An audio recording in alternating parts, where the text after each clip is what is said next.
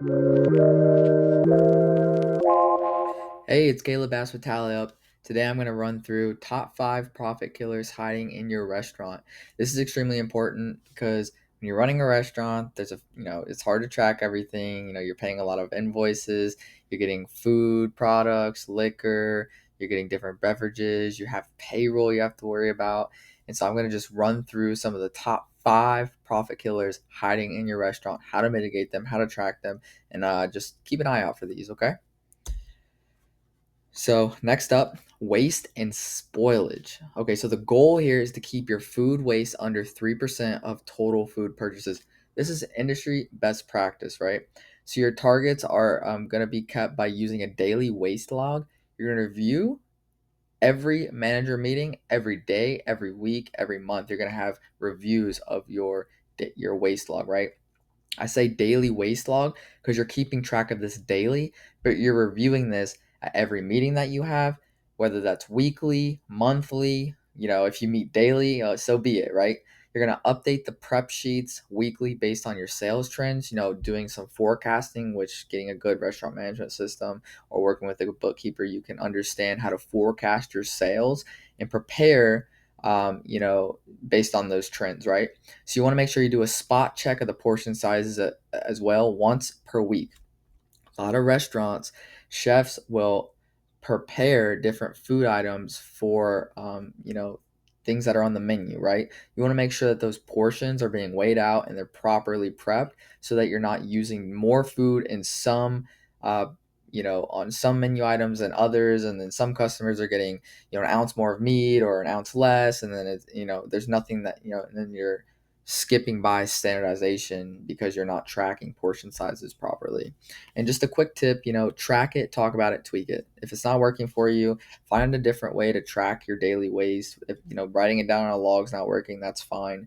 A good restaurant management system, you can go in there and actually keep track of everything on like an iPad or on a computer at the end of each shift. And your chefs can kind of work with you on that, right? And your bookkeeper can help with this as well.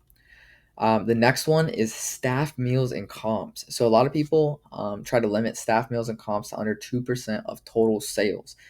This varies, especially if you're a small business and you have owners that come in and eat. You would want to comp off your meals, and you do employee family meals before or after or during the holidays.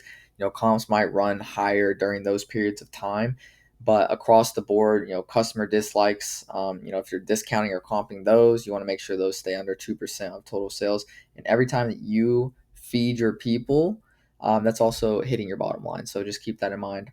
Targets, log every staff meal. Make sure you're comping it in your POS as a separate line item for each item that was used. Review comps by employee or manager. Look for the pattern. So if there's a lot of comps happening from a manager and not your other managers, but just specific people, make sure you're reviewing that and trying to be as transparent as possible, and create a clear policy on that. Which meals are allowed and approved up to a certain extent, or if they're not, depending on what day it is, you want to work with your managers on that one, right? And a quick tip: every free plate still costs you real money. So just keep that in mind, right? The third one here, vendor price creep. This is a really important one. The goal here is you want to audit vendor pricing quarterly at the minimum. Most places will even do this monthly, and you should be reviewing this weekly as you put your order in, right? You want to aim to hold costs steady or lower. Like for instance, a lot of people won't adjust their menu prices or their cost based off of price fluctuations in an item, right? So like for instance, if you're selling sea bass and you're getting it fresh, and it goes up per pound by $4, for instance, you may want to adjust your prices accordingly, or you might want to try to understand the variation over time so you're not losing more money on that menu item, and your profit margins will kind of vary if you're not keeping track of it, right? So your targets: compare top 10 items month over month to make sure they're as profitable as possible. Get 2 competing quotes yearly from major suppliers. You never want to just have one supplier. Rule of thumb in any industry, really, have more than one supplier. So if prices get really high certain times of the year with one supplier, you can always switch over to another. And if they're out of something, you can still get your order in. And build strong relationships, right? Negotiate bulk or loyalty discounts. And a quick tip here: trust your vendor, but verify your invoices because they might not always be right. Sometimes you get double charged for things. Sometimes you're getting charged for something you didn't know you're actually getting charged for. So if you don't ever audit and reconcile your vendors, you'll never know this, and then you'll just be spending more money, and it adds up at the end of the year, right? So the next one here is not paying the owner. I see this happen a lot in restaurants. Small business, and it'll be owner operated, right? And they'll be counting their profits as their income or their salary, but the profits should be for growth. So you want to make sure that you have budgeted in to pay yourself a consistent, fair owner salary separate from the profit. Okay. And the target here is determine your market rate.